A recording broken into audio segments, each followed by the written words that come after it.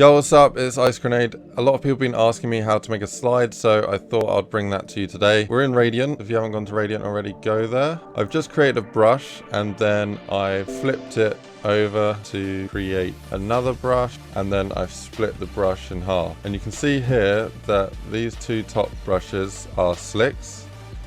And then if I hide them, we can see that we got two brick textures. But the difference between the left side and the right side here is that the right side is dropped by grid 1 down once. This is the important thing. You need to make sure when you have a slick, like if we look at this object, we're going to hide it. So we got the slick, we'll bring that back with the brick.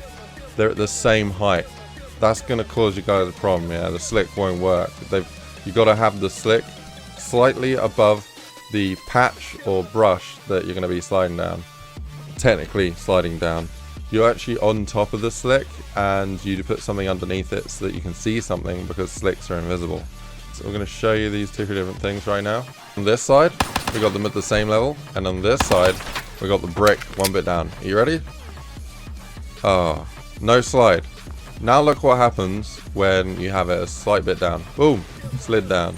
The animations aren't great, but it works. Yeah, so you go down there and it slides. That's great and all, but when you're sliding, and then say we're sliding down here, you can come off the edge and fall.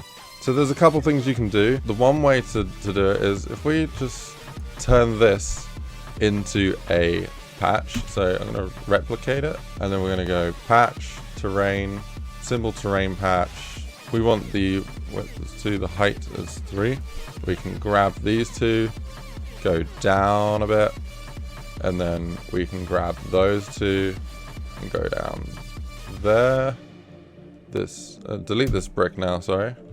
Bring back the slick, set that to brick, and you can imagine that with these vertices we can put them on there, and we're going to hide that slick.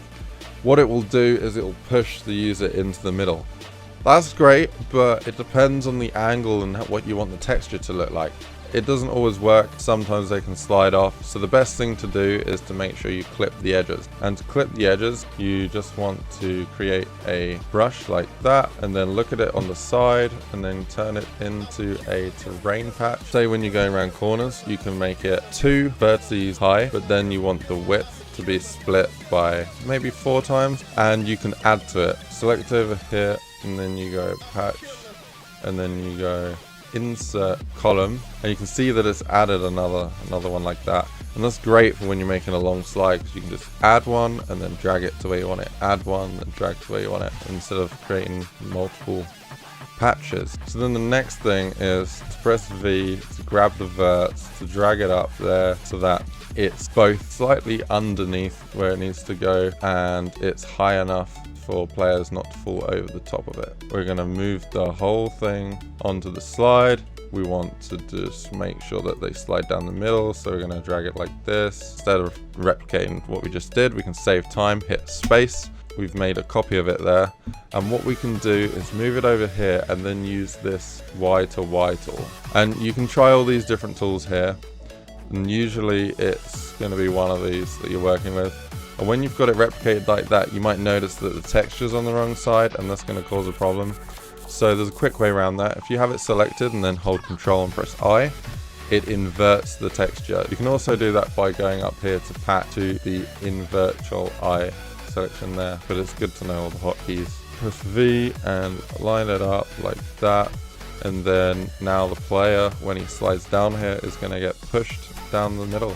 You could set these as player clips, so now the monsters don't get directed down the long route. They can take a shortcut, which makes it a bit more interesting. Okay, welcome to this demo. So I'm in the hell map right now, which is just a map that I've started making. It's got loads of cool little things in here, like there's a thing here where you can gamble your money. Let's go down it. It's still in development, basically the core things there.